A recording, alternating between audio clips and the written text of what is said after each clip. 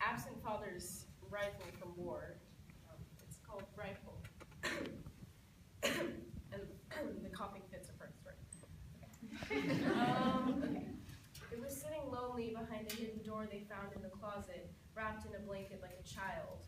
Her older brother stood firmly behind her, holding the flashlight at a steady angle. It was midnight, and they could hardly see their own hands, but they could see it poking out rather curiously as if disturbed by the sudden movement in light. "It's a gun, all right," he said, nodding his chin. "How do you know?" "'Cause I've seen one before." "Have not, have two. It's a gun, I swear it's a gun." She had stumbled across it during their game of hide-and-go-seek, pondered through the night whether or not to tell her older brother, Jeremiah, and then decided at 11:54 p.m. that he ought to know. After nudging him awake, they slipped out the door in their pajamas, careful not to wake Reggie, and creaked open the closet, lingering over the rifle with a holy light. "Don't touch it," she whispered. "Shush," he said, but didn't touch it. He paused. "Go to sleep, Patricia." "What are you? Go to sleep." She shined the light over her brother, shook her head, and then went to sleep. Jeremiah kept the flashlight shining on the gun for 3 more long minutes after she had gone to bed. Then he finally touched it. It was cold.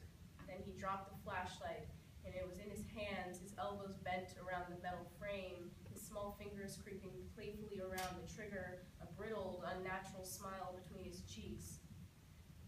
He stayed in the closet with it in his hands, and stayed there through the night, surprised by the sudden miraculous relief he felt rising within him, swallowing him in a gentle warmth.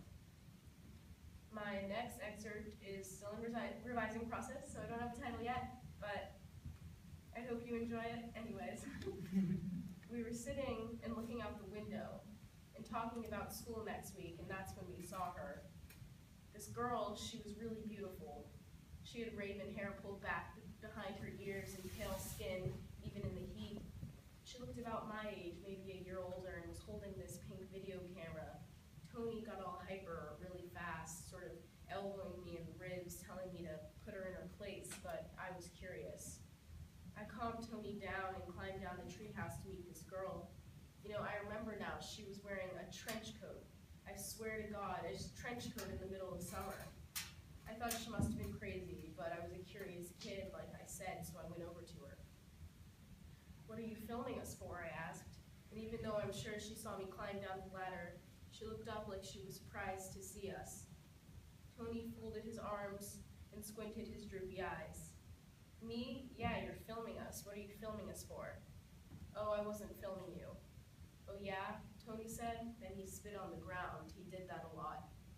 The thing is, Vivian didn't look at him. She wasn't really looking at either of us. Her eyes were on the video camera, and it was still pointed to the treehouse. "Well, what the hell are you looking at then?" She lingered on the window, then her eyes shot down at me abruptly, and they were bright and green, and in that moment I thought she was going to pounce. But she shut her video camera off, and then turned away from both of us, and the video camera fell into one of the deep pockets of her trench coat. Tony called after, "Hey, where you going, dumb girl?" She said then, not turning back, "To find something more interesting